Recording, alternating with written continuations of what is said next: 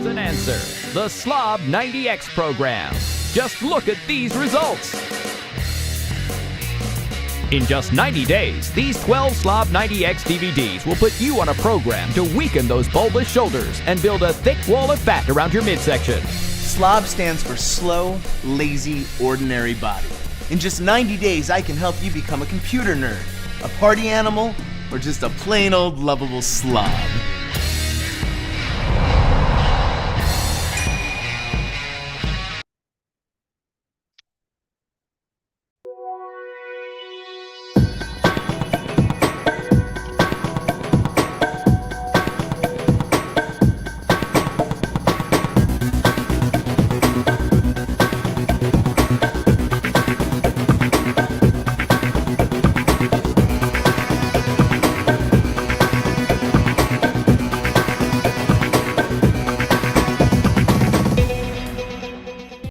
Hi, I am the magical performer, Joe Fury.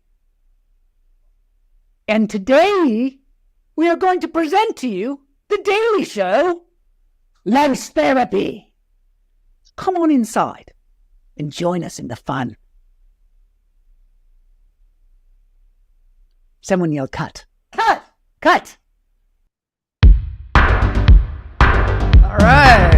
Had a little appearance from old Joe Fury there. So every once in a while he pops in, blesses us with his presence. Today we are blessed with the presence of Kevin Gregory Krieger, who is a clown here in Los Angeles. I think he's the best that ever was.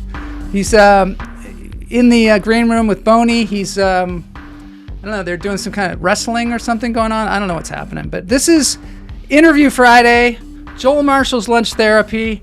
Welcome to the show, possibly the second greatest show there is. Second only to Kevin Krieger. I'm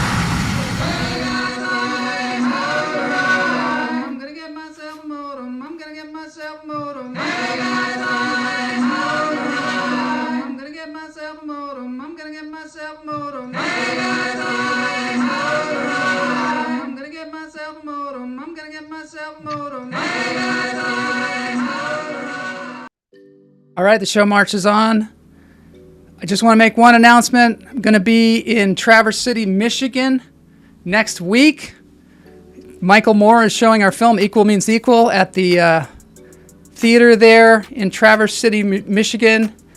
If you happen to be in the area, come on by. It's going to be really fun. We showed our movie there years ago at his film festival, and it won the Audience Award. It's about the Equal Rights Amendment. Women are not in the Constitution of the United States.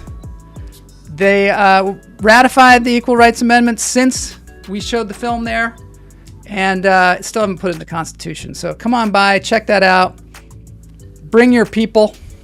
Next week, Traverse City, Michigan. Now it's time to breathe. All right, so at the beginning of the show, we always breathe.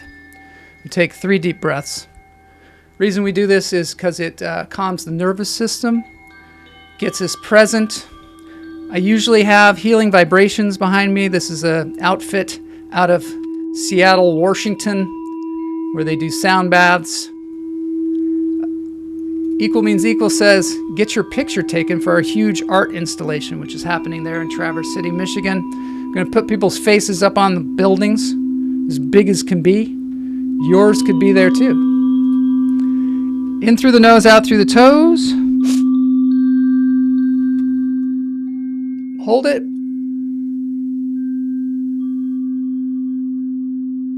Let it go.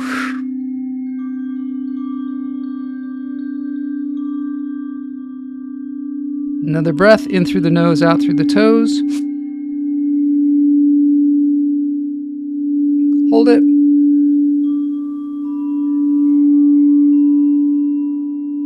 Let it go.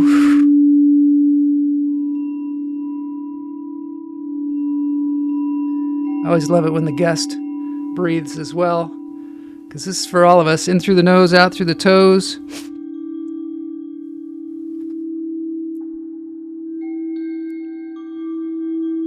I could see Kevin in there. Let it go. With Boney, and Boney is pretending to breathe because he doesn't have any lungs. But I think it works for him. Calms him down. I got something else for you to calm down with.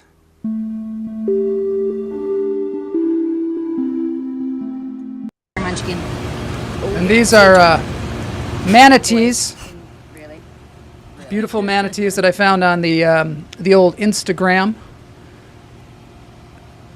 Jason Edelman was the one who gave this to me. It's if you really want to relax, you definitely want to watch a manatee suckling from a bottle. There you have it. All right, and thanks to all our Patreons out there. Mike Knox, Todd Lee, Kamala Lopez, Liz Lopez, Mary Marks, Jay Patterson, Robert Lopez. Thank yous for all that you do. Pam Palmieri, Neil Phillip, and Sethward. Really appreciate all that you do for the show. Let's get into this thing now. This interview with Kevin Krieger. All right.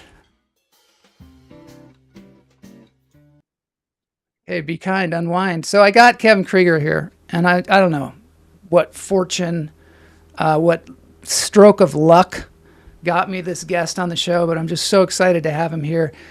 He is he's been doing a show that I'm amazed at his work, and we're going to see some of his work here today because it is a totally improvised show called Honest Work, and he sets a timer, 60 minutes, and he just goes from there, and it's completely improvised, solo show. One of the greatest shows ever, if not the greatest show ever performed. And every night it's different. Every night it's completely different.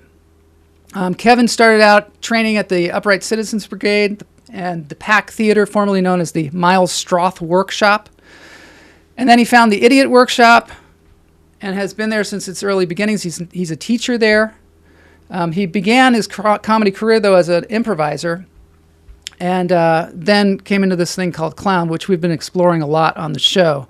So it's really great to have him here because he was there kind of in the beginnings of the LA clown movement, working with Wet the Hippo and the Merge, and something called The Greatest Show in the back of a truck we rented, which that sounds really good. I never saw that. And a thing called Booby Trap. Scott Nary's Booby Trap, which is a collective performance group focused on developing classic clown bits, solo character sketches. So that's great. You can catch his show, Honest Work, in Toronto, Canada next week, and also in Los Angeles on August 31st. I believe that's, I'm not sure where that is, but I'll talk to him about it. Let's get into the show now. It's Interview Friday with Kevin Krieger.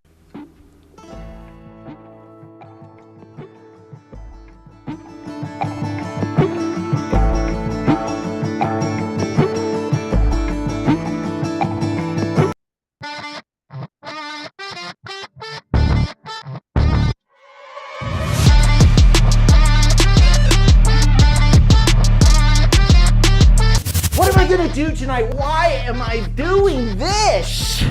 The answer is I'm a comedy god, and I will laughter from nothing.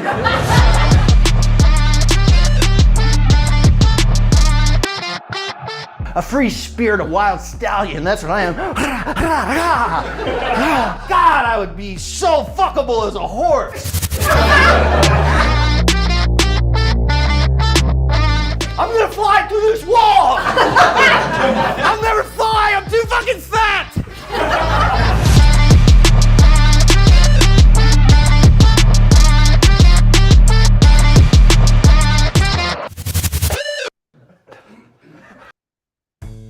Oh, I missed the end.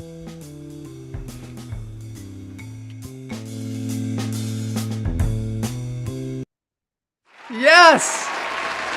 Yes! Kevin Krieger, welcome to the show. Welcome to Lunch Therapy. So good to see you. Thanks for having me.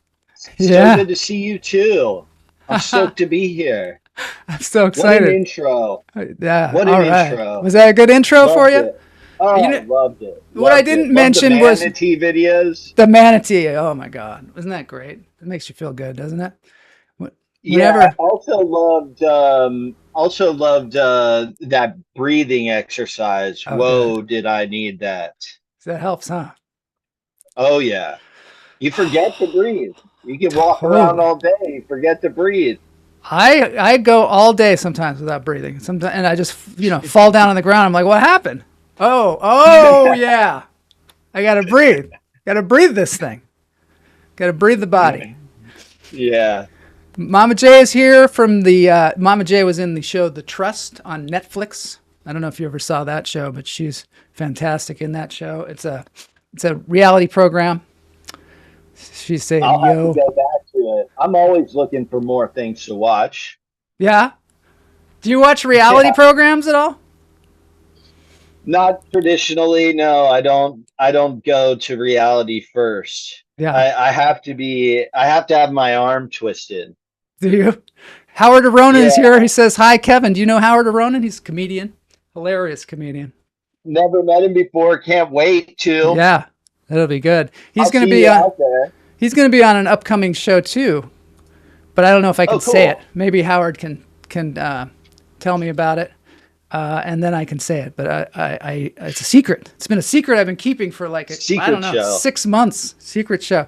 Anyway, so great to have you on here. One of the things I didn't say about you is that you also are co-owner of Public Displays of Alta Dena, which is fantastic. We had Claire Woolner on the show, your partner, and she's a marvelous performer. Human being. Human being. Marvelous human Yeah. being. And you directed her Marvelous show human being. too, right? Yeah, that's right. Yeah. Retrospection. Wow. Yeah. I mean, a lot of I don't know if you want to go into this now, but I mean, like Claire and I, coming out of the pandemic really like came together and started making work. And Yeah. I think, I'm like hugely grateful for her energy and presence. She's a really exciting person to be around. I think she's in Edinburgh right now, right? Yeah, she's doing a run in London at right now. She's in London doing a run at Soho. Mm. I think they do sort of like I think it's London Clown Festival right now. Oh, cool. I saw some pictures then- and videos. Yeah. And then she'll go to Edinburgh. And she's doing this show called Spectaculum with a couple of my other buds. I saw that. Bill It was O'Neill, fantastic. Matt- Yeah. Oh, you did? Yeah. Yeah. I took my parents to it. Did you? Great clowns go for the parents, honestly. Highly approachable, not too dangerous, Yeah. a lot of fun. Yeah. But where'd you see it? Did you see it at the Lyric? I saw it at the Lyric. Yeah. I think it might have been Yeah. one of the first performances of it. And it was so cool. So much fun. Yeah, I think they did a run at the theater at PDA, which is what we call Public Displays of Alta Dena, PDA. They did a run of it where they were being live directed by Corey Podell. Oh. That was before the Lyric. Okay. But like that's a very like a clown thing. The idea of like let's start this thing without knowing anything about it. Yeah, And let's start it in front of an audience without knowing anything about it. So you said you brought your parents to it. Are your parents big clown fans? No, not at all. I mean, they're a fan of me. They're very supportive. Cool. They worry for my financial security, but as all parents do. But other than that, they're super supportive. So they've grown to love clown. But no, I mean, I'm from Ohio, Cincinnati, Ohio. I don't think a clown's ever even been to Cincinnati, Ohio. Well, maybe Bozo. Maybe Bozo the clown. Yeah. Did you grow up with any clowns when you were a kid? Were there any clowns around, like on TV or anything? Did you watch Bozo or anything like that? I don't know. Homie the clown. Homie What? the clown on In Oh Living yeah, Color. and in Living Color, right? That was a clown. I know. think that's my general clown reference. But no, before I came to Los Angeles, I mean, I had zero interest in clown. I did see a Cirque show. I did lie. I saw a Cirque show in Cincinnati. Mhm. Maybe when I was like in my teens, but I Yeah. can't say it had a huge impact on me. I mean, I loved it. You know, it Yeah. was a great show, but I didn't come out here thinking like I have to find clown. I have to do this. But you didn't You know, even major. You went to Ohio State, right? You didn't even yeah, major in that's any kind of performance, right? right. And I never performed until I got to Los Angeles. Never performed in my life really at all. I played sports. Yeah. But I mean, that's what's crazy that I've learned like since living in Los Angeles. Like I have a lot of friends that are from California, and I'm like, doing theater in Ohio is a death sentence socially. but here it's like the cool kids do theater. Yeah. So something's got to change in the Midwest. All right, we got to start. Got to start making theater cool again out there in Cincinnati, Ohio. We've got to. But I think It's that so sports kind of prepares you for this kind of thing, though, don't you think? It's a very similar thing. Yeah. Yeah, I think so. I mean, somebody like Philip Seymour Hoffman comes to mind. I think like his story is sort of similar in that way. Like, not to compare myself to Philip Seymour Hoffman. Oh, come on, let's do it. But you know, like he had played sports, and I think like you have to bring a sports mindset to um to comedy specifically. Because I think it is how far are you willing to go? Yeah. You know, and I think that's like sort of the general takeaway from sports is like, you know, how far are you willing to push yourself? How far are you willing to go? How much sacrifice are you willing to make to make this dream come true? So yeah, I don't know that everybody approaches it that way, but yeah, I've always had a pretty competitive mindset, like in the classroom and in the rehearsal space. Yeah, I mean, I frame it differently. It's not the same kind of competition. It's not like I want to crush my competitors. Yeah. But like in those early days of working with John Gilkey, it was definitely like we're all pushing this boulder together. And like, are you gonna just go to where the ceiling is now, or are you gonna break through the ceiling and make it higher for everybody else? Because so much about what we were doing is like, how much are you willing to let go and like let the source in, you know, like let whatever's in you come out and not be in the way of it. And not kind of like try to control your comedy. So like losing control and creating chaos to me was like the most competitive element. It's like, will I be the one daring enough to change the dynamic in here? Like we've been in here for 2 hours and nothing has happened that anyone's going to remember. And like, you know, you're up next and having that mindset of like, I'm going to crack this thing open. And I think like, you know, you have to have that mindset on stage. You know, like if you're like working with an audience and you're like, man, I don't have them. I don't have them. I don't have them. And like, am I just going to get through this whole set not having them and just try to forget about it? Or am I going to like keep grinding, keep being dangerous, keep taking chances to try to get this audience on my side, you know? And what made you come out to Los Angeles in the first place? If you were not, or were you pursuing, when did you catch that bug? I guess is my question. I don't ever think I caught a very specific bug. I was scared of my future being highly predictable. And sort of like doing the thing that was presented to me, I guess, you know, like getting a job, getting married, having kids, having a house, which I've done. Which you have now. done. Yeah. Yeah, which I've done now. But I mean, like, I think, I mean, I learned a lot about myself, you know, in my 30s for sure, about like why I was the way I was. But I think I was just really afraid of an office job. I didn't think that I could hold up that act anymore. Like, I did pretty well in school, but it came at like such a huge cost. You know, I had to really like beat myself up and establish this character in my mind that was always pushing me or shaming me or guilting me, you know. And it was all an act, like my ability to perform in school.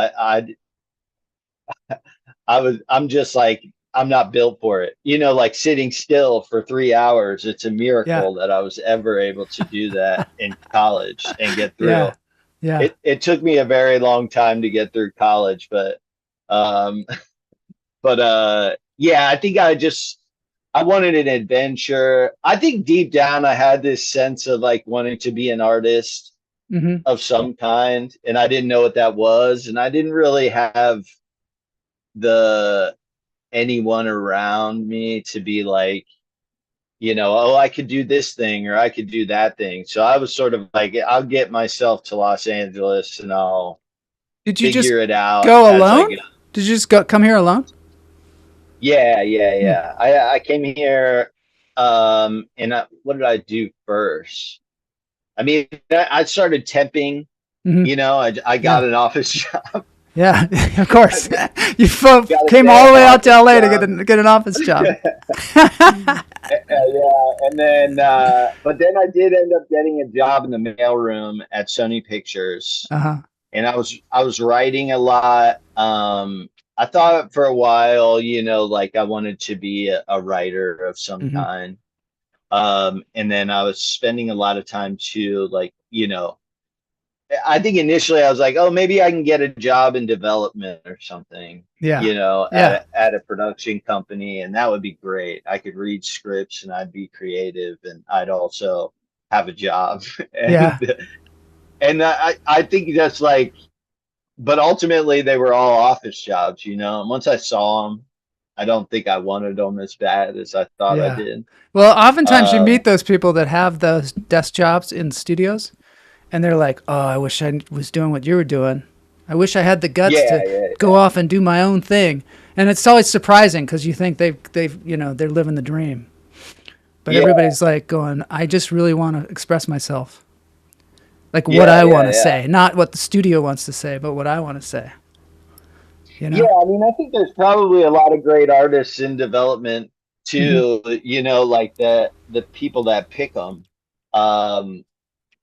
I think like the numbers get involved and then it gets murky, but I think from like, there's people that have that talent of just seeing something and, and seeing the possibility of it, you know, because everything that's like really great seems like probably a terrible idea in the pitch. Right.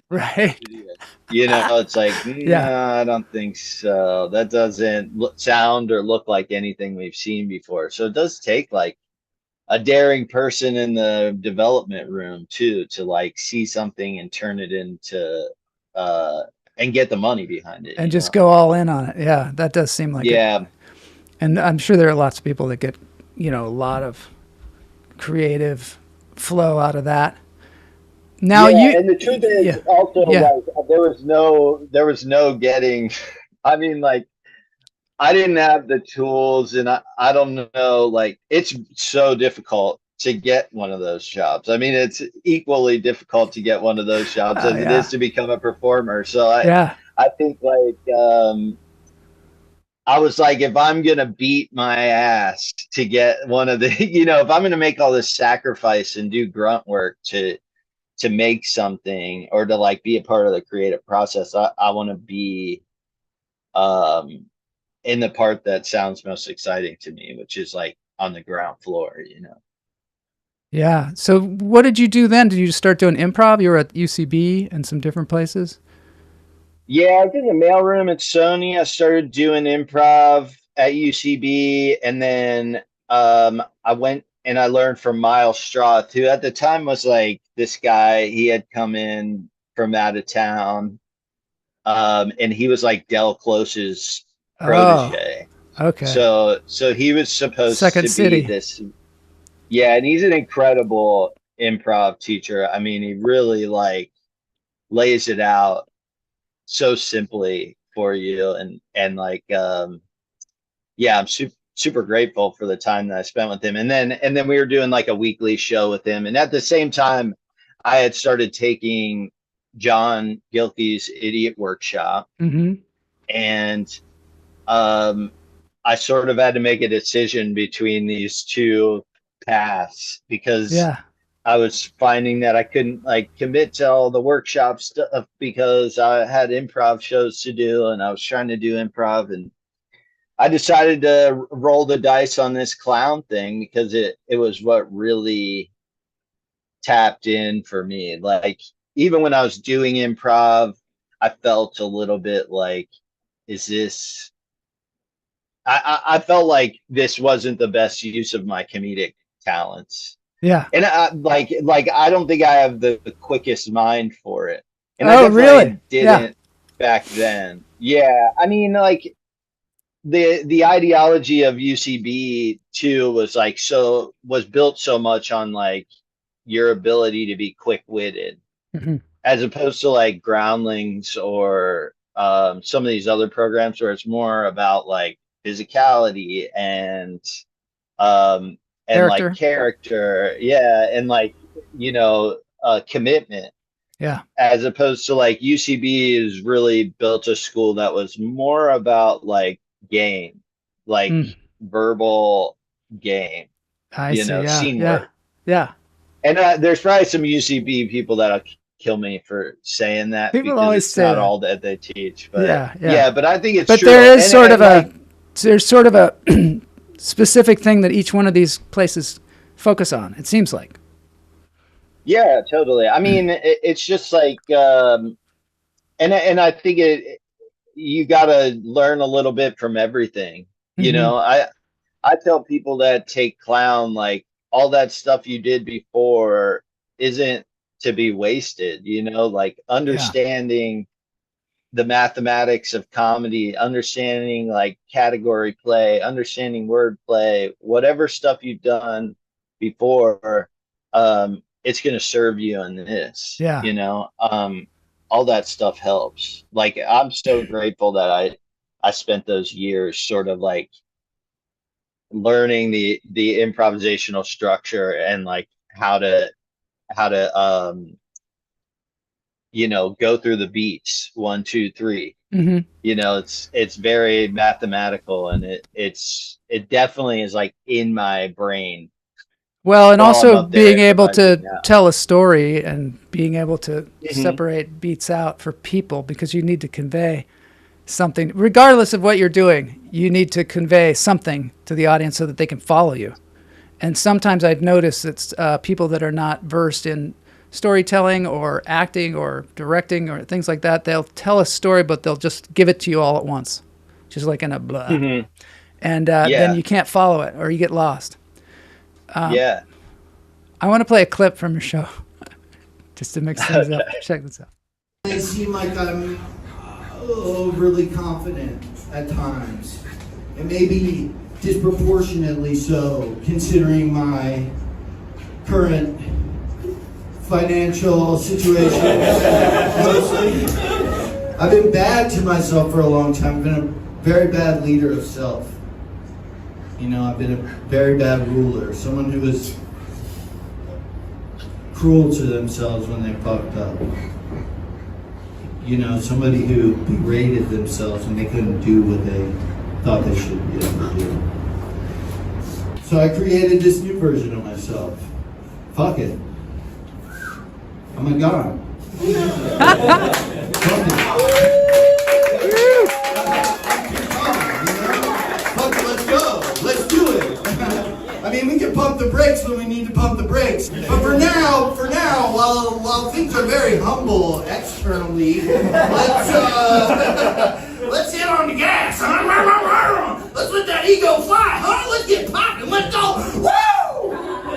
I'm telling you what I'm made of. I'm made up of the same shit that this stage is made up of.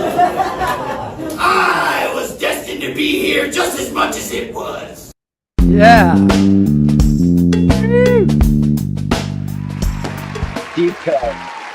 Love it. I love that, though. It's so great.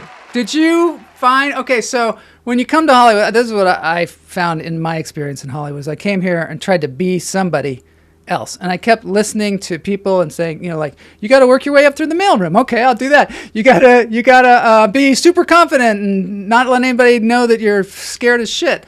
You know, okay, I'll try to do that. You got to be super handsome and super fit or whatever. You know, just one after another thing of trying to fit into some kind of mold and failing.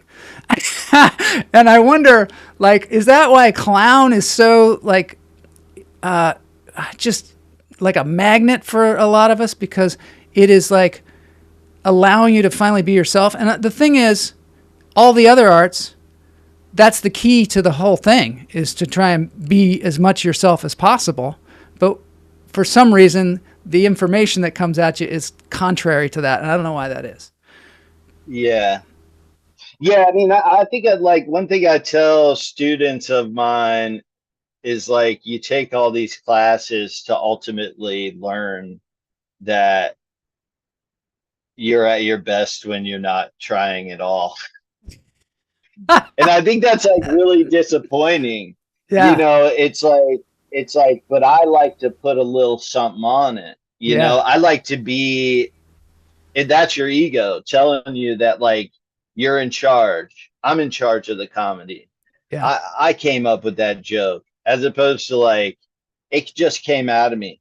I don't know. I was just up there being myself and it just came out of me. And I you know, so yes, I definitely like fell into that trap of trying to be things that I wasn't, and doing a lot of things that I felt like didn't actually appeal to me at all. Like, you know, I probably did improv a little too long, like beyond the point where I was like, okay, I don't even really like doing this that much anymore.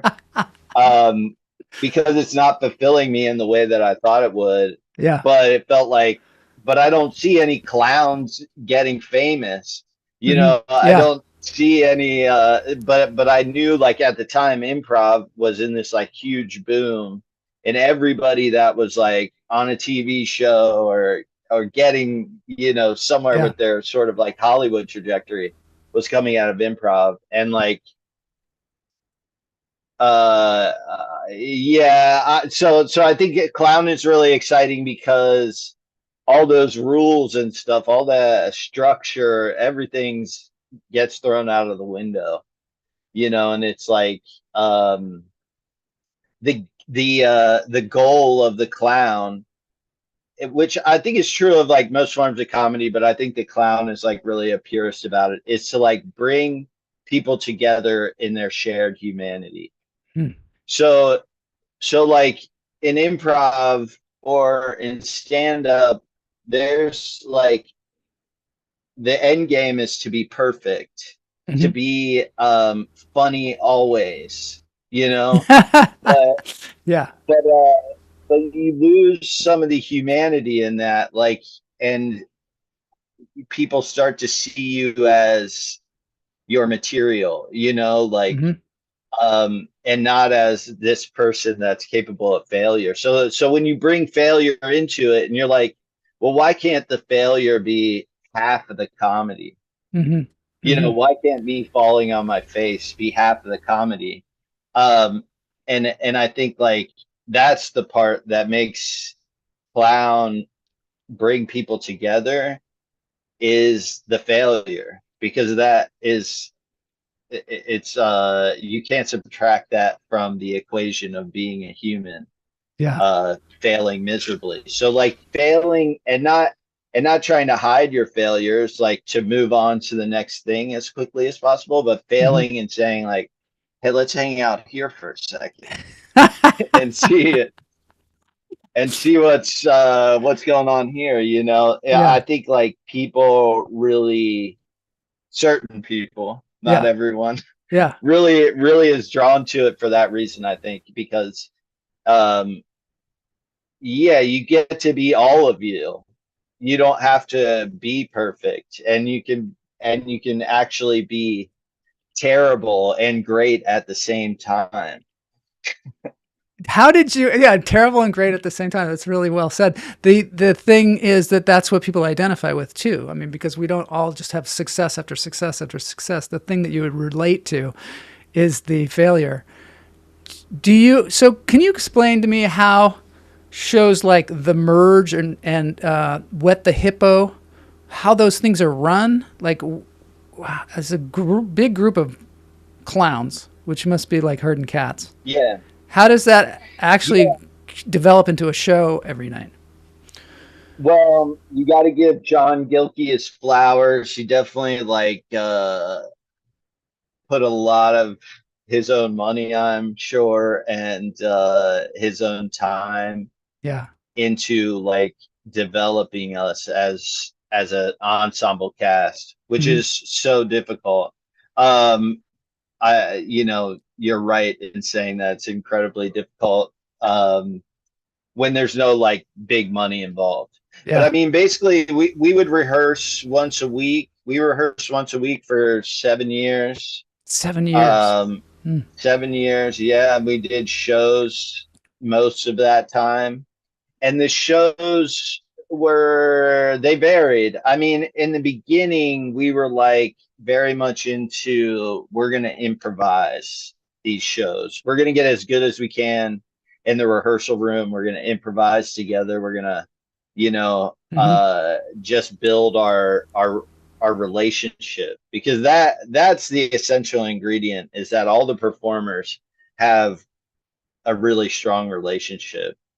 uh, like I think improv, you could call somebody in and you could do a show with somebody that you maybe don't perform with that often, but in clown, you gotta like know the other person's identity. Like you have to know their identity deeply, Yeah. and you have to know sort of like what their plays are, what gets them into play, how you position yourself against them, and status. Like, what's my status to this performer? Oh, wow. Am I higher status or lower status than them? Like for me, it was always like I was probably the lowest status, one of the lowest status performers.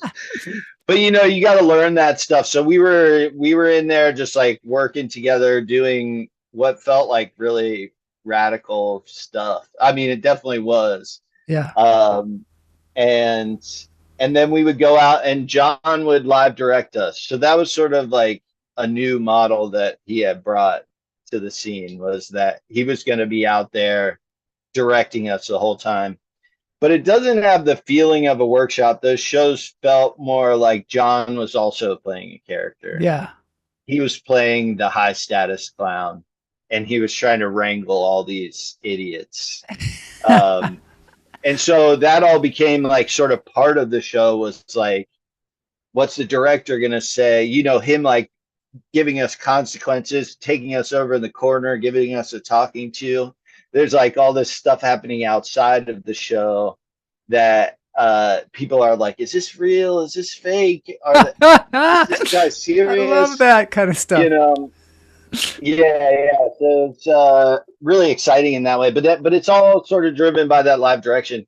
We did go Yeah. other ways eventually. Like we would start to do things where we would do something once in rehearsal. We would do a bit, and then John would be like, "Give it a name," and we would give it a name, and they'd be like, "Great, we're doing it at the show." And it's like you don't even know what you did Yeah. up there. You know, you were just like sort of trying to be in flow Wow. and have fun with somebody. So then there was sort of this added like challenge for us as performers to try to recreate something that we didn't really Oh, that's really even interesting. understand. But I think like the premise behind that from a director's standpoint is just like to set us up as like these two have something. that they're going to show you right now. Yeah. They've been working on it. It's really good. So like putting lots of stakes on us, Yeah. even though like we were most likely going to eat shit out there. Yeah. But you know, we had all like developed our ability to know that like eating shit is what they want to see. You know, like part of that is the whole fun of this show. And then we did other stuff too that became more like, okay, this is really good. Let's work on this and like put together a show that feels a little more cohesive. Like we did a short run show at I forget what the theater is called in Santa Monica, but it was called The Invention of Language, and it had the feeling of theater. You know, like John wasn't out there, and the show was just like scene after scene after scene.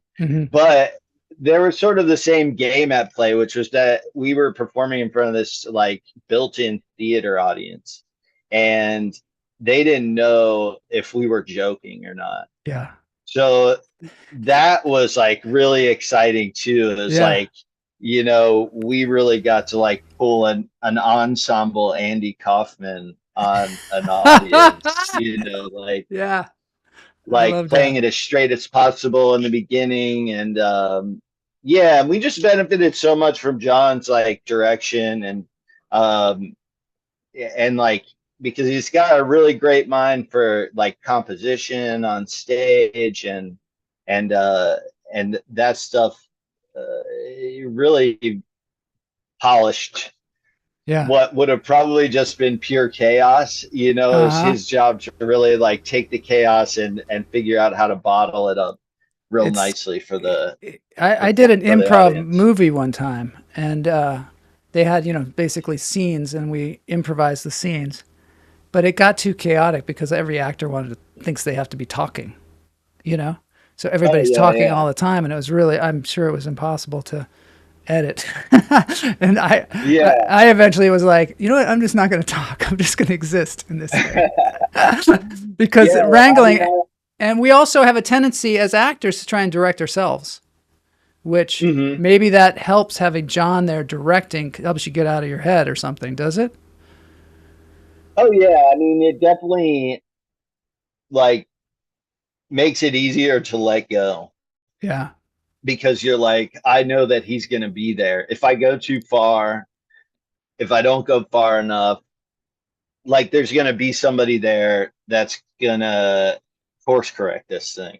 As opposed to like only counting on yourself to do that. You know, I think that's a little scarier. But now you're doing that, essentially. Yeah. Now I'm doing that myself. Because, but it's all built on the same premise, which is, you know, trying to do the impossible. Like we talked about that a lot. Like what a clown, like the way John sort of would teach us about clown. One thing he told me that stuck with me a lot was like that you've got to chase the impossible. So making these promises to the audience that are impossible. That no way this person can do this thing that they're promising to change people's lives, promising to make everyone in the audience cry or whatever it is. But you chase the impossible because you have so far to fall. You know, if you come out and you give the audience low expectations, the flop of the clown isn't as funny because they don't have as far to fall. But if I'm out here promising to change people's lives and I fall on my face, I just think that's such a joy to watch. And it also is like an extrapolation of the idea of hope in clown, which is like that clowns should have like a never ending sea of hope. Oh my God. You know, great. you fall down, you humiliate yourself, you're crushed, but in an instant you're back on top and you're ready to try again, you know. One of the things John said when he was on the show was he said that that you are seeking the sublime, and sometimes it happens.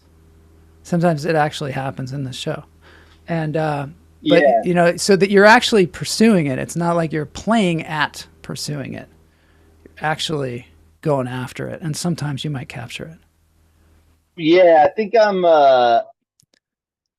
yeah, I mean, for me, it's like on the inside, I think it is all about me getting out of my own way. The best shows are like when I get out there and I can get myself into flow and I just don't try to put my hands on it at all. I got to play and I this just one let it clip. come out.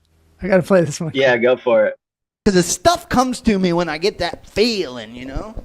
The good stuff, it comes to me when I get that feeling, you know?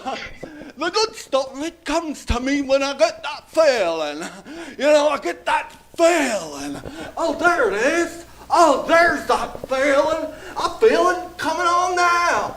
All right, then. Let's do it. Let's feel the feeling. Oh, ew, oh, oh, oh. What a night. What a big-time home run this night is. Set one sailing, big shot. The other thing, too, I got to do one more, like just to set up the show here with your timers. I have no preconceived ideas for the show. It's going to be purely improvised once I turn the timers, okay? We're going to start with 15 minutes, okay? And then after 15 minutes, we're going to check in because to me, 15 minutes is, I feel like that's a fair amount of time to give me a chance, you know? We'll check in, maybe give some refunds, maybe applaud some walkouts, and then we'll move on to some bigger timers, okay? But I promise I'm going to have you home for supper, all right? You guys are late supper people, right? 10:30 God. Let's start. Let's start. I'll save it for the show. Most of today I spent thinking I wouldn't have enough to give to you. But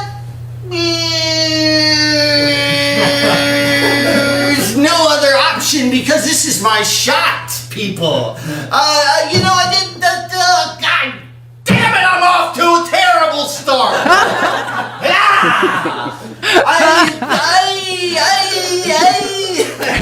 No, this is gonna be a long fucking night, I'm telling you. Oh my God, I don't know how you do it, but it's so great. Do you get nervous when you've got a show coming? Yeah. Oh, what is that like? Yeah. Well, I would say it's a whole different type of preparation, you know, to a written show because, I've got to figure out how to manage the anxiety of self-doubt. You know, you just are filled with self-doubt. Yes. Because so much can go wrong. I mean, but what I found is like there's a beauty in the vulnerability of coming out and like saying what you're doing, which that the show's evolved obviously from like some of the clips you showed. That first one you showed actually was from a show that no one came to. Right, like it was live streamed or something, right? Was it live streamed? Yeah, I live streamed it. Yeah, I live streamed it, but nobody came like in audience. Yeah. And I had so much fun doing that. I've been wanting to go back and do some of those again because it was just the end product was so strange. No audience feedback. But now like I come out and I really lay it out for the audience and tell them like, you know, that I'm gonna try to give you the best show of your entire life. Mm-hmm. Mm-hmm. And I'm gonna do that without having any ideas or anything written. So like I found that there's like a real beauty in that vulnerability. Like people want to see me win. Yeah. So they get behind the main character. And when the main character falls, they empathize with me. They get scared for me, you know? And so it's like a really exciting and provocative experience, even if it isn't working. Yeah. You know, people, even if it isn't funny, it might just be powerful. Which is like also something that like John did a really great job of instilling into me personally, because like I had no theater background. I didn't care about theater at all. Uh-huh. And I got Yeah. to LA, and now it's my whole life, you know. And Yeah. I think it was sort of like he made it okay for like comedy not to be everything, and that like, you know, the comedy is actually enhanced by beauty and by a little bit of pain and suffering, or darkness, you know, like all those things serve the comedy in the end. But like, it was okay in that space for it not always to be about comedy.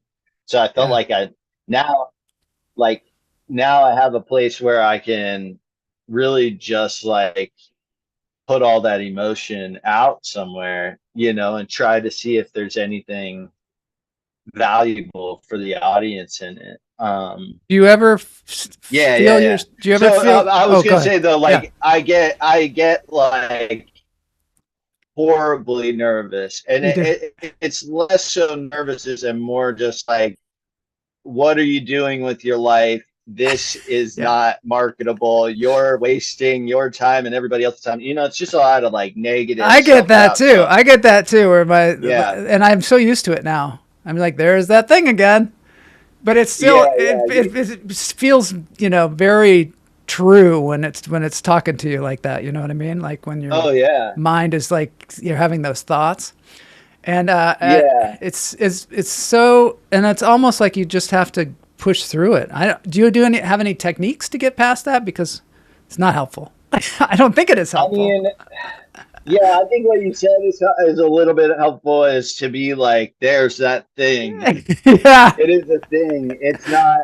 Yeah. It's not helpful. You know, like I'm realizing that it's not helpful, and that it's just like taking from you. Yeah. It's not helping you prepare for the show. But what I do, and what I tell a lot of people to do, and this is like, I mean, I really try to inflate my ego as much as possible before the show. Even if it seems absurd, you know, like to tell myself things like I'm the greatest, I'm the best in the business, you know, I'm the best to ever do it. No one can touch me out there. I'm untouchable, you know, like really. And I think that serves the flop too. I think it does come too. Out with my ego like that, yeah. Because people Also, will see it leave my face. They watch it. Oh, they'll see you trying to keep away. it going. Yeah, trying to hold it up. But you know, it's interesting because that's what we kind of do in sports. Like we do that naturally in sports. We come out and we're like, well, I'm the greatest thing ever. And so it's interesting to transfer that over to theater as well. Do you? So are you going to Canada and doing the show up there? Yeah, we got there's a theater out there, Sweet Action, owned by Gordon Neal. And he's really good friends with somebody who lived out here in LA for a while, Isaac Kessler. And Gordon started this theater, and so I'm going out there. I'm going to do a couple shows. Awesome. I've been out there to teach before with the Idiot Workshop, but I'm going to go out and do some shows and cut it up. Can't wait to show them what I'm made of. Yeah. Do you ever find yourself wanting to go to something that you've done before and say, well, this thing really worked when you're doing this particular show? Do you have a bag of tricks that you go to sometimes? I mean, the bag of tricks, I would say, yeah, they've helped me out in some tight spots. I don't like for people. I don't like to do it though, and I try to redirect myself as fast as possible if I start doing something.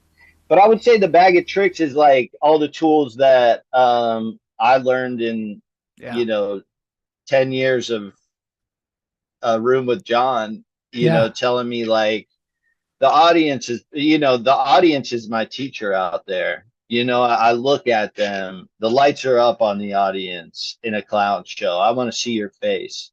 I want to see if you think this sucks. Because if it sucks, I'm not doing it anymore. You know, so the audience is really like the instructor. So a lot of times, like I would say the bag of tricks too is like, okay, the audience doesn't like this. What am I doing? Well, I'm creating chaos right now, for example. Like I'm being like, unhinged, and so maybe they need me to be a little more grounded. Maybe I need to be a little vulnerable. Maybe I need to show them that I'm a normal walking person, you know.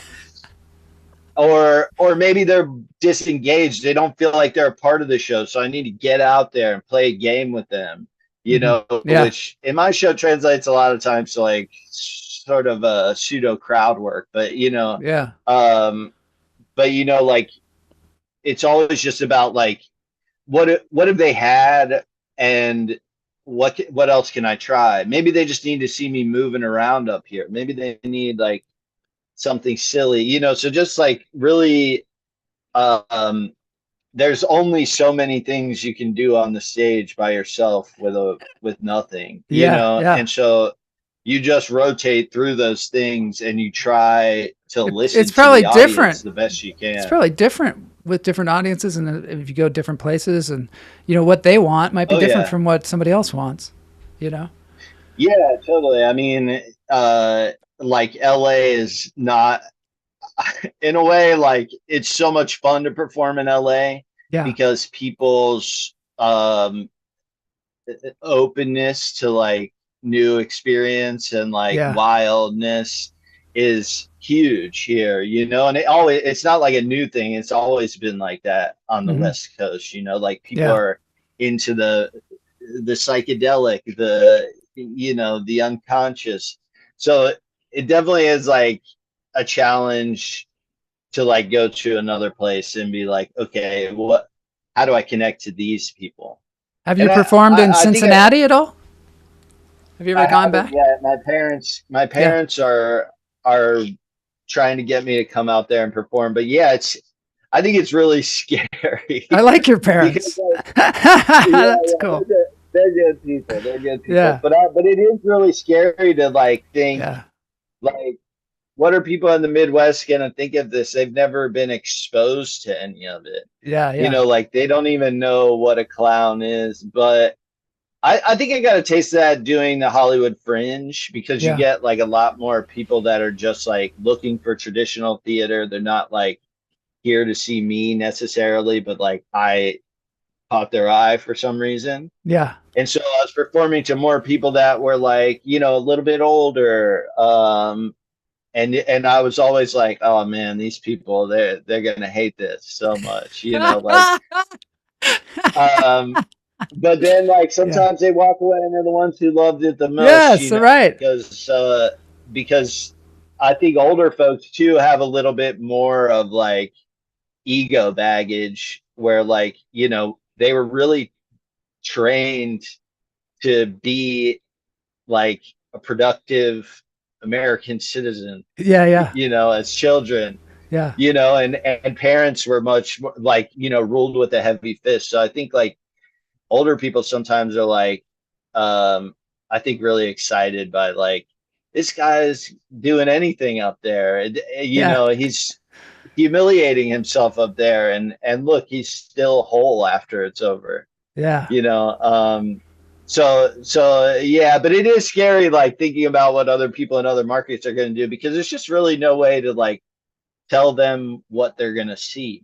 Yeah. You know, like, I mean, I guess I could be like, I'm a stand-up comedian, sort of. It seems like in the beginning you had a mic, maybe, but you don't have a mic anymore, right? I use a mic just depending on the space. I mean, I definitely prefer having the mic. When I did my Fringe run, there wasn't a mic, and the theater I was in was really, the sound was pretty strange. I don't think a mic would have done anyone any favors. So I like to have the mic, because you'd be amazed at how much the mic provides just as a prop. And like as a character tool, because like without the mic, without anything, you really do feel totally naked up there, and it's easier to get a little more afraid. But if I can like perform without the mic, and now I'm gonna go over to the mic and I'll do some stuff into the mic, it does offer me like a whole other sort of like it gives you sort of an authority a little bit. A little bit of authority. Yeah, the mic gives you power for sure. Like you're in control of the conversation when you're the only one with the microphone, you know? Yeah. Like, do you ever do stand up? I know I saw one thing that you did for that show where you were going to tell a joke, and you're like, "This guy told me a joke before the thing." Booby trap. That's hilarious. Yeah, I definitely did like try some stand up. I would go to mics a lot, but I went to them definitely trying to be like subversive. Yeah. I didn't ever really like sit down and write the jokes, which I've actually been like more interested in lately for whatever reason. I've been a little more interested in like what would happen if I sat down and wrote the jokes. What would come out of me? Yeah. Because I write material, you know, and I write jokes, but they're always like I've never like done the like what's my hot 5-minute stand-up set, you know. It's more like, oh, I'll write 2 jokes for the front end of this, and then my stand-up set's gonna take some absurd turn. Yeah. And then it'll be about that. Because the truth though is like I think I'm more drawn to like emotional comedy. You know, like I'm interested in the comedy of emotions and like that the way we move through masks, I guess, as people, you know. And stand up really has its parameters. It's sort of like, I guess, like improv as well. There's a specific thing. So when you do go off the map, you kind of got to win the audience over in the beginning.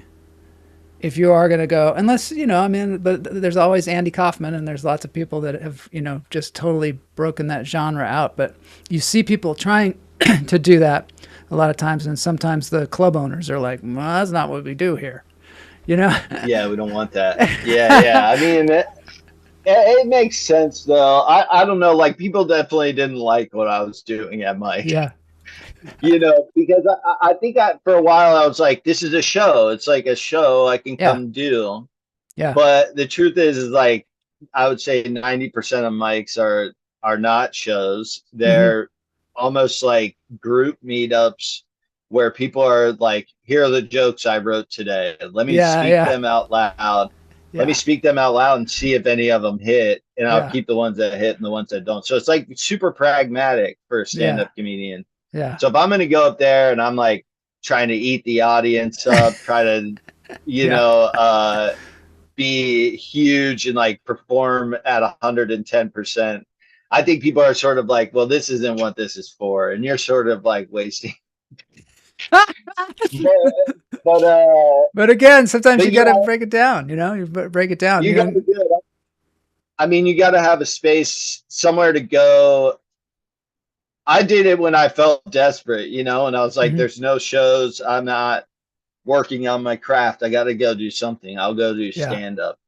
And I heard Eric Andre talk about this one time too. Yeah, he sort of said like people really didn't like him on the mic scene either because it's like they don't appreciate improvisation because everyone else spent all day writing jokes. Right. They're like, you're borrowing time for the work of stand-up comedy so that you can like go up there and riff. And so I sort of like I stopped resenting the open mics. Like I was always sort of like, well, nobody here pays attention and like nobody gives a damn. And I started being like, well, I get it now, like what this is for you guys. Like this isn't a show for you. This is an opportunity to see if your material is working. It's like what we would do like in the clown scene is like, you know, maybe you'd have a group that you're in where everyone comes together and we show work, or maybe there's like a work in progress show where everyone's showing 5 minutes of material. And then there's this expectation that like afterwards, we're all going to like talk about what's working, what's not working. How can I make my bit better? You know, so as much as I wish the two spaces could come together, I think like we have different needs in a way. Well, there are some open mics that are like at the Lyric and some different places that are, and also public displays of Alta Dena, right? That are more experimental. Yeah, totally. We have a mic on Mondays at 9. Mondays at 9, and it's called the alt mic. Alt mic. Yeah. But but yeah, I mean, but it's hard, you know. There's a lot of stand-up comedians, so before you Yeah. know it, it'll become a stand-up show. Yeah. And it'll the I think rules will come in with it. Yeah. yeah, Yeah. and like the idea of like a stand-up comedian being an alt comic is like it's like, well, our material is not full of misogyny and like Yeah. Oh my God. filth, Yeah. maybe. Yeah. And maybe it's like we're gonna play more in an absurd space, but ultimately, like a lot of those people are still very into stand-up. Mhm. But I think that our mic of all mics, if you're gonna go do some clown stuff, they will tolerate you there. That's great. Yeah, they won't kick you out. That's cool. Um, I like yeah, that. but I hear a lot of friends like a lot of people in my classes and stuff trying to do like clown stuff at flappers, Mhm. you know, and it's really difficult. I tell them like what you're trying to do is really difficult because clown relies on the theater because the theater has focus, Yeah. you know, and like a stand-up comedy club doesn't have any focus. You don't you don't assume that the audience is paying attention to you in a stand-up comedy club. Like you have to Yeah. earn their attention. Yeah. But when you walk into a theater, everyone's there to see a show. They're not Yeah. there to drink and Yeah. talk to their Yeah. friends I've noticed that and at a maybe hear some good jokes. comedy show, when a comedian gets up there and they like lose the audience will just start talking. Yeah, they won't boo you. They'll just Yeah, they just ignore start you. talking. They're like, okay, we're gonna get through this one, and maybe I can get some more drinks. Yeah. Yeah, so if you're gonna try to do something where everyone needs to be able to see your face and like everything you're doing in your eyes, you know, you better do something at the top Yeah. that makes everyone stop what they're doing Yeah. and give you their focus. But it's a really difficult challenge. Like I think there's only a few things that a clown can do in a stand-up room, and most of them are like some variation of stand-up. Yeah. Like I think you want to meet people's expectations and then try to guide them into the unknown, as opposed to like, I'm just gonna vault you into the unknown. You Yeah. didn't pay for this, you didn't ask for this, but I'm gonna give it to you. And yeah, I just think like people at a stand-up comedy club are like, well, I came to see stand-up comedians. Yeah. I didn't come to see your art, But it's also you know, just like your you art say, project. it's a great tool to bring into the clown as well. To have that, any Yeah, tool, anything that definitely. you have. Yeah.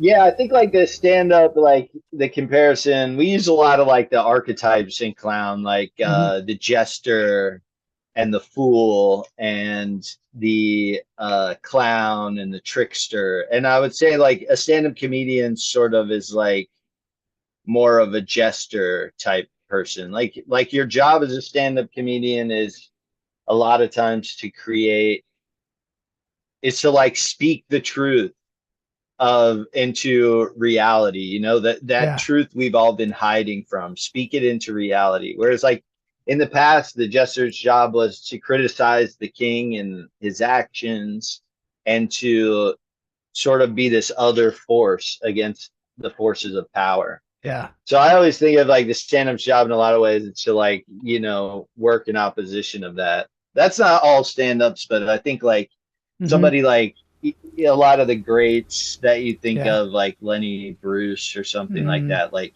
or George Carlin, like these people were speaking up against the, you know, the forces of power in our culture And pointing and things out to society. us that maybe people didn't want people to say. Yeah, things we've been The powers ignoring that for be too didn't really long. want you to point out. Yeah, and that's kind of, I Yeah, think, an ideal of a lot of comedians is that they would be that kind of comedian. But a lot of times they end up yeah. just talking about gross things, just because it's Yeah, shocking. like you can also some people do it on a really small level too, you know, like a lot of stand-up comedians sort of just talk about their life. Hmm. And I think that too is sort of like, let's stop for a second living this sort of zombie existence where we just take one Yeah. step after another. and like, let's really look at all these things, even if they're minutia, you know, like, let's look at them and Yeah. think about them. Why do we do this thing? We put attention on things. You know, you put attention on things. Yeah. Sometimes that voice that I have will tell me, people don't want to hear about your shit, Marshall. You know, and it's like right before I go on to do stand-up comedy, that I'll get that voice. It says, they don't want to hear about that shit. And then, but then you realize you put focus on something and you don't know what experience they're having. Well, you're talking about, you know, when you're a little kid or something like that, they might be having like a great experience that is just triggered by what you're saying, you know? And so it's bigger than just you. And that voice is saying it's all, you just want people to hear about you. No, you want people to connect, which is what you're doing too. People are connecting because they watch you and they see you take great risks and they see you fail and get back up again. And that's ultimately what we all want to do, you know? Yeah, and I think it is. It's the same thing. Everyone's doing the same thing in comedy, you know, like it's all set up punchline, you know, and all set up punchline is like, if you translate that to clown in the simplest terms, is I create tension and break tension. Yeah. Yeah.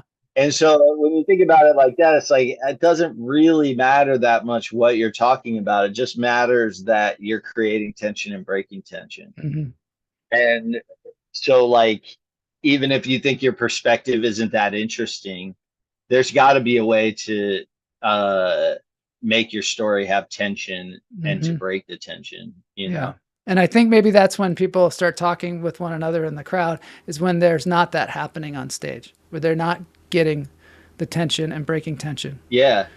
And I think it's the tension more than anything. And like, that's sort of my philosophy, is like, well, if I never break the tension, at least they felt the tension, you know, like the tension is, the breaking of the tension can't exist without the tension. And I think that tension is exciting too, you know, like to be like, oh, oh my God, what's going to happen? Like, how often does that happen in your daily walking life? Yeah. I think that's sort of like the job as a theater person, is to like give people these raw experiences that almost require like like to experience a lot of these emotions, something bad has to happen to you. But in the theater, it's like a safe space where you can feel the roller coaster of emotions. Yeah. And nothing has to happen to you at all.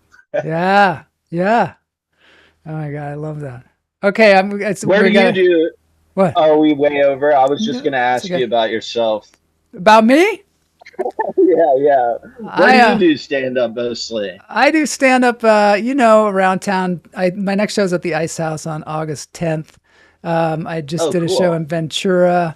I just do it wherever they'll have me. And yeah, I really enjoy that. I also have been taking clown classes and really exploring this, because I didn't know anything about this clown situation that was going on. I just had heard about the Elysian Theater, and I was like, what is that? That seems to be really interesting. That's going on. What's going on over there? So I went over there, saw some shows. I took some classes, Chad Damiani's class, Eric Davis. I took class from him, and same as you. I just went, oh, this is maybe what I am. You know what I mean? Like, like maybe this is what I am. Because sometimes I love doing stand-up comedy, but it is it's a very specific thing that you need to provide, and I work towards providing that. But there's also this devious nature that I have that wants to screw with it. Like, I like to do stand-up comedian in the middle of like to do stand-up comedy in the middle of a shopping center, or, you know, in front of a car wash. I like to do that. And I like the feeling of having no audience sometimes. I like that. Yeah. And I like the contrasts. You know, like I did stand-up comedy at the observatory during the eclipse. And I just like the experience of doing that. I was just out there. All these people are watching the eclipse, and I'm doing stand-up comedy about whatever. And I love that. And I get a real deep satisfaction from watching clown shows. And, you know, I get like a deeper laugh, I guess is what Claire and I were talking about when we were on the show, and Chad. And I find it fascinating. Well, I think it's like, I don't know. I think it's like, for me, it makes me feel like a kid again. You know, Yeah. it feels like the kind of comedy I did when I was 7, 8. Yeah. You know, like, Yeah. it's so pure, you know, it's pure play. And I like what I hear from you is like, you know, you sort of want to create like experiences beyond the sort of traditional experience of Yeah. comedy. You know, like you want people to sort of have something that leaves a deeper imprint. And I do think that like you've got to be a risk taker, you've got to be crazy, you've got to face the fact that, you know, the forces of power with all the money may not come running towards you. They've never come running towards me yet. I know. And you know what I find is that I found from, you know, my experience of being a performer since I was, I don't know, 17 years old, is that my path is its own path, and it doesn't quite fit, and you have to kind of go with what you're doing. Otherwise, you're just trying to be a cookie cutter of somebody else, and what's the point of that? Yeah. You know? Yeah. So sometimes you got to chase things down Yeah, that you are like, circled it right back, you know? yeah. Sometimes you, Yeah, I mean, you get stuck in a loop when you start chasing money. Yeah, it's you very quickly, the joy gets taken out of the thing too, yeah. you know? And I look at my life, like I've always had a day job and done my thing. And I'm like, maybe that's what I wanted, because I can do my Yeah. thing is whatever my thing is. And nobody tells me what to do. But I'm Yeah, still open I feel to it. that I'm way still for open to sure. being told what to do for money. But you know, as it's been so Yeah. far, I'm self-funding because I want the freedom to explore. Yeah, I've come to the same conclusion as well. Like for a while, I think I thought that, yeah, like I thought it was like, why is nobody taking notice of me? You Yeah. know, why is Yeah. this thing not working? But ultimately, like every step of the way, I was making the choice to do the thing that was like more dangerous Yeah. or more thrilling, or yeah, I don't know. It Or never appealed innovative, to me to, you know, or yeah, yeah, innovative. yeah, yeah. Yeah, that's what excites me. Mm-hmm. You know, and I think like building a community has been really exciting too, to be a part of like a new community in LA and watch this thing grow to the point where there's like young guns coming in. Yeah. They want to learn clown, you know, it's like the Yeah. first thing they want to learn. Yeah. So it's been really cool to see what a huge effect our forefathers have had in LA, you know. Yeah, and I've been drawn to it too. I mean, once I saw what was happening, and I've been talking to all these incredible people on the show, including you and Claire and Chad and John, and I mean, Stefan Haves has been on the show, and Yeah. we just had, you know, it's just been an amazing. I just love talking to you all because you're so creative, and you're not tethered by some kind of, or at least you're working against the idea of, you know, perfection and ego and all that stuff. Yeah. Which I think is great. Yeah, that's what it's all about. Like I think for me too, like that's ultimately the lesson that my mind and heart has yearned for, is Mm-hmm. to let go of all of that, because it was killing me. Yeah. I think like when I was talking about holding up that mask in school and being like, uh, you know, trying to sit still, like that was killing me, trying to hold up my perfection Yeah. and like hold up this false identity. And so, you know, clown has like also been like a massive self-development thing for me. Mm-hmm. Again, not financial, but I think like in terms of like, it's helped me alter like my ideas of success, you Yeah. know, Yeah. like, yeah. So Yeah, I'm some days I'm very grateful, some days I'm very horrified, Yeah, but me too. mostly My grateful. world is kind of a roller coaster. Yeah. It's a little bit of a roller coaster, but I think for everybody it really is, especially if you put your ass on the line, which is what you do. Yeah, and I mean ultimately you got to be you have to be okay with the fact that like maybe nothing will ever happen with this, but I should, if I'm doing it, I Yeah. better love it. I better love it for what it is, Hmm. which I think I've come to do over time. Is like I can see also a version of myself where I just am still doing shows, Yeah, yeah, and like that is a huge success. yeah, It's so easy to give up because yeah, nobody paid you for your work, yeah, but um but it probably means that you weren't in it for the right reasons. Like I now am at a point where I don't really see like there would be a huge hole left inside of me if I walked away from this, yes. That's the way I feel too. I feel like I'm actually living when I'm performing or when Yeah, I'm working on something or when I'm, talking to people that are creative. I feel like I'm actually living. And now there's a yeah. kind of a contrast to if I don't do that. Sometimes I'll get into a funk and I'll be like, oh, that's weird. That's because I haven't been performing at all. You know, even if it's Oh like a yeah, yeah. week, I just I'm like, don't get. and then I'll I just get. get up and go to an open mic or something like that, and I'll feel better. I'm glad to hear that happens to other people because sometimes I'm like, I feel sick Yeah, yeah, right right. now. And then I'm like, well, I haven't really gone out there and cut it up in a little while. Maybe Yeah, that's what I need. yeah, But boy, does that feeling leave your body fast too. The yeah. one of, after you perform, you're Hmm. like, wow, it felt good. Whether it went good or bad, it feels good It feels to good. have done.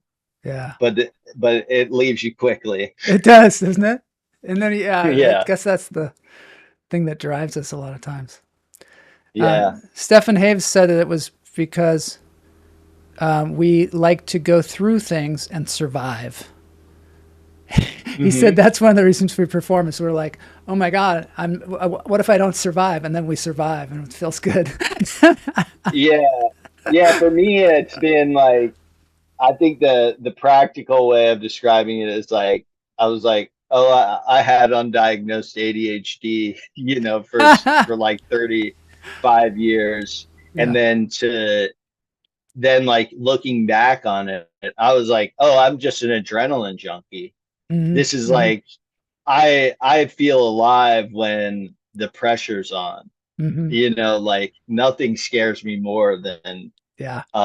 being practical and having like a farmer's mindset and just like, you know, being a creature of habit. Yeah. And that's also why like clown drew me in too, because, and like improvisation as well, because like that's when I'm on. Like I can sit Yeah. and write all I want, but the real discovery happens when I'm in front of people That's what and I feel the like too. clock's ticking. Also, there's an immediacy and I think a focus that occurs.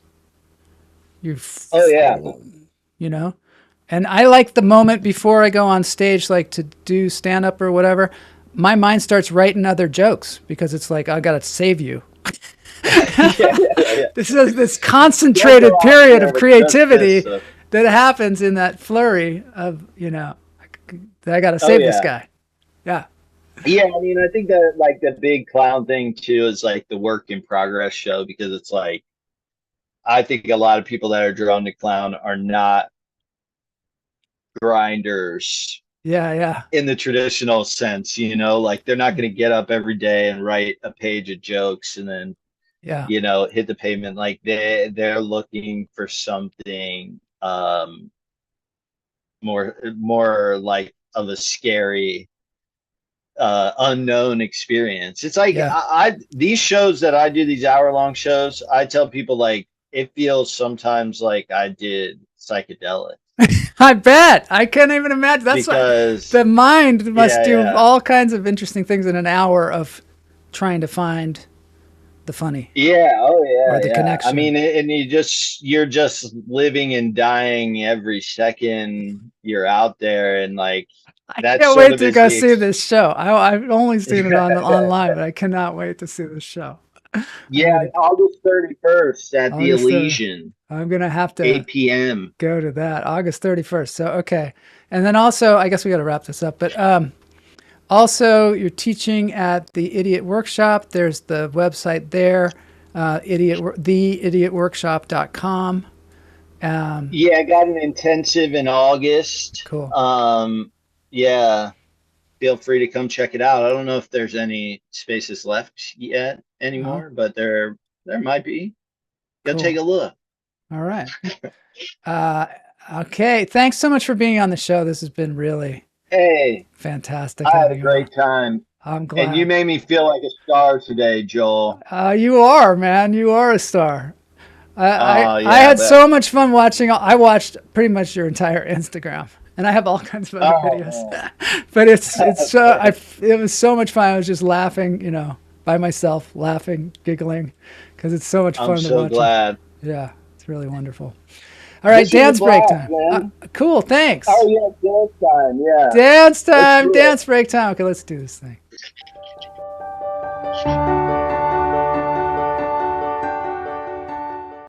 It's a little craft work here. Let's get ourselves on the screen. I don't know where we are. Woo! All right, there's you. There's me.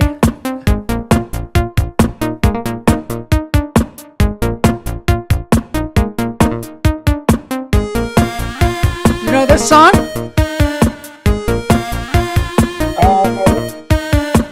It's called Pocket Calculator.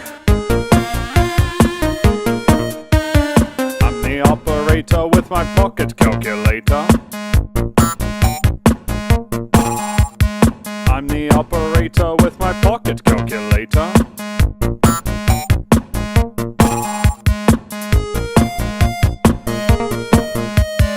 I feel like I'm in a video game. It does feel like that. The dance break champ. All right. I am adding and subtracting. I'm controlling and composing. I'm the operator with my pocket calculator. I'm the operator with my pocket calculator.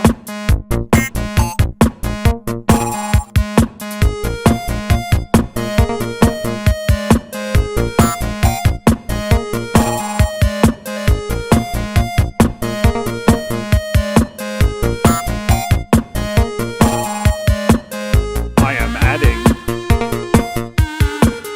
and subtracting. I'm controlling and composing. By pressing down a special key, it plays a little melody.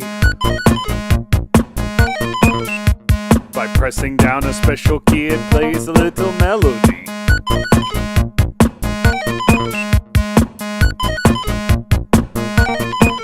All right, thanks everybody for being here. This has been Lunch Therapy. See you all next week.